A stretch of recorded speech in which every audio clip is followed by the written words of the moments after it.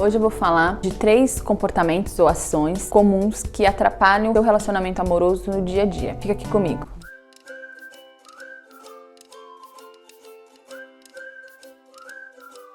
Olá, eu sou a Lara de Almeida, seja bem-vindo ao meu canal. Se você ainda não é inscrito, se inscreva, ativa o sininho de notificação, porque semanalmente eu posto alguns vídeos aqui no canal e você vai ser avisado, né? Logo que um novo conteúdo sair por aqui. Esse vídeo eu quero falar sobre 3 comportamentos ou ações, né, comuns na pessoa com TDAH que acabam interferindo de maneira muito prejudicial no relacionamento amoroso. A primeira ação ou comportamento bastante frequente está relacionado com a inflexibilidade cognitiva.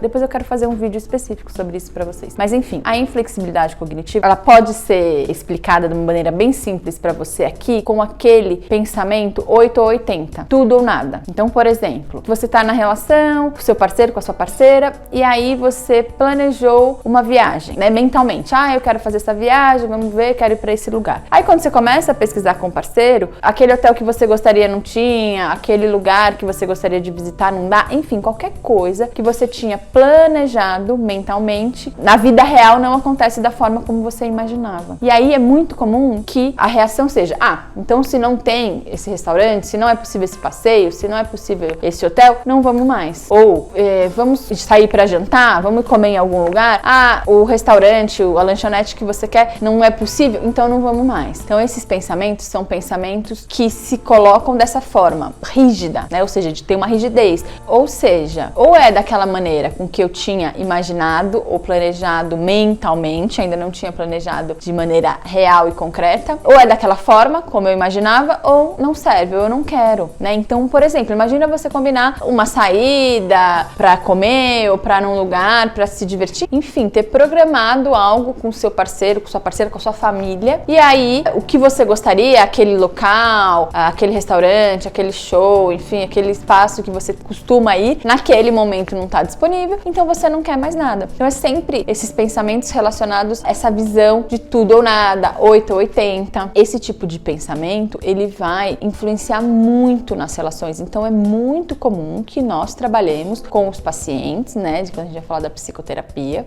o treino de flexibilidade cognitiva. Ou seja, tem uma situação, eu preciso pensar várias possibilidades, né? Então eu não posso pensar só naquela, aquela não é a única saída. Então esse pensamento inflexível, mais rígido, ele atrapalha muito as relações, né? As relações de um modo geral, as relações no trabalho, as relações familiares, tudo fica muito mais evidente e o que acaba trazendo em conflitos recorrentes são nos relacionamentos amorosos, tá? Então tem que ficar atento, claro, a gente tem possibilidades de mudar isso, né? Inclusive no treinamento 28 dias de relacionamento na prática, eu faço exercícios para que vocês consigam pensar, refletir, pensar outras possibilidades, porque isso é um treino que tem que ser feito ao longo aí da vida, tá? Então essa é a primeira tipo de ação ou comportamento que traz muitos problemas. Segundo, que é muito frequente, aí não só na pessoa com TDAH, mas no TDAH a gente tem uma questão específica que eu vou falar. Então o que é? A questão da dificuldade do diálogo. O diálogo, a falta de diálogo é ruim para qualquer relacionamento, para relacionamento familiar, de amigos, qualquer um, né? A gente sabe que na relação amorosa é fundamental, né? Se a gente quer manter, deseja manter saudável, a gente precisa conversar. Qual é a questão específica pensando na pessoa com TDAH? Muitas vezes a pessoa com TDAH, ela vai ter um certo receio em se colocar da maneira como ela gostaria de ser, por conta da própria desatenção e da hiperatividade. Então, é muito comum, né? Aí não são todos os casos, mas é muito comum que a pessoa não consiga ser tão natural, consiga se colocar da maneira que ela gostaria, né? Então, assim, de ser o que ela é, né? Muitas vezes ela fica tentando ali controlar o máximo das palavras, controlar para não dizer, porque tem medo da relação, porque tem medo da reação do outro, ou muitas vezes ela não tá acompanhando aquela fala porque ela perdeu a conexão ali daquela conversa e ela fica com vergonha de voltar e dizer que ela não entendeu,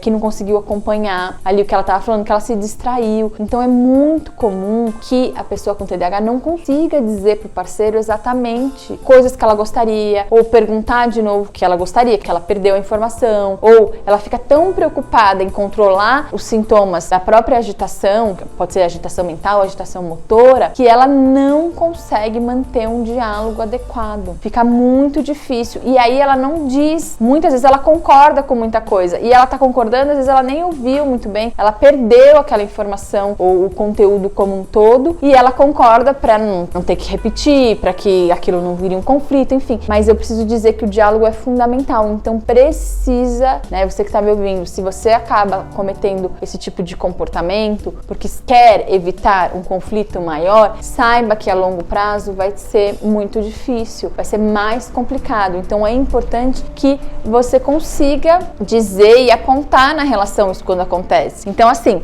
não precisa chamar o parceiro para explicar tudo isso, é dizer, olha, eu tenho alguns momentos que eu vou ter dificuldade, eu posso te dizer no momento em que estiver acontecendo. Então, por exemplo, dizer isso antes, tá? Então, olha, no momento em que eu perder um pouco a atenção, que eu perder o raciocínio, eu posso pontuar pra você pra gente retomar? Porque eu vou tentar ficar mais atento no sentido, eu vou tentar identificar quando acontece com maior frequência, mas você também me ajuda a identificar esses comportamentos, em que momentos isso é mais frequente comigo. Então, esse diálogo é fundamental. E das dificuldades, é claro, porque todos nós temos, o seu parceiro, sua parceira, se ele não tem TDAH, ele tem dificuldades, outras, né? Ele vai ter desafios, outros, que não relacionados aos sintomas de desatenção, hiperatividade, impulsividade, mas vai ter outros. Então, se consegue ter esse diálogo e essa troca de você poder dizer, olha, às vezes eu não me sinto à vontade em dizer tudo aquilo porque eu sinto mal que eu não consegui acompanhar o raciocínio naquela hora porque eu me distraí, ou porque eu tô tentando controlar tanto pra não falar aquilo que eu quero, que eu não consigo te ouvir. Eu posso pontuar quando eu estiver nessa situação pra você me ajudar? E aí o outro vai dizer sim ou não, enfim, né? Se é um parceiro, se ele quer manter a relação com você, né? Um parceiro ou a parceira tá investindo nessa relação, ele vai querer, porque ele também vai ter dificuldades outras. E vocês podem fazer esse combinado. Então é importante. O diálogo é muito importante para todas as relações, mas essas questões específicas vão acontecer com mais frequência em pessoas com TDAH. Ficar atento. Terceiro e último comportamento, ação bem comum também, que vai atrapalhar a relação. São todos aqueles que a gente já sabe, já falei em outros vídeos aqui, mas eu sempre retorno porque é importante, são os comportamentos relacionados à impulsividade. Então, desde comer a caixa inteira de bis e não deixar pro parceiro, que ele vai se sentir ali de alguma maneira desrespeitado, ou que não tão cuidado, até as falas ou ações mais agressivas. Então, tá tendo uma discussão e aí não consegue controlar muito bem, acaba se exaltando, acaba magoando, acaba ofendendo, acaba jogando as coisas, quebrando as coisas, jogando no chão, né? Então, assim, os comportamentos relacionados à impulsividade, eles são muito importantes de serem trabalhados. Claro, não é só na relação, né? Principalmente para o indivíduo que tem essa dificuldade, que sofre com isso. Eu sei o quanto é difícil para vocês, né? Acompanho há muitos anos. Então, eu sei que ela é difícil, eu sei que vai trazer prejuízos, claro, principalmente para o indivíduo, mas na relação também é muito complicado. Todas as ações relacionadas à impulsividade que a gente vai pensar, desde comer toda a sobremesa, algumas coisas que não são questões graves, mas que no dia a dia vão minando e que o parceiro vai se sentindo pouco valorizado, né? E fala, poxa, mas eu pensei em você, eu divido com você, você não pensou em mim. E não é que você não pensou, é que você provavelmente não conseguiu controlar aquele impulso e fez, e agiu, e comeu toda a sobremesa, né? E comeu a caixa inteira de bis e não dividiu com o parceiro. Então, desde essas situações aí de rotina do dia a dia, que não são graves, mas com o passar do tempo vão minando a relação,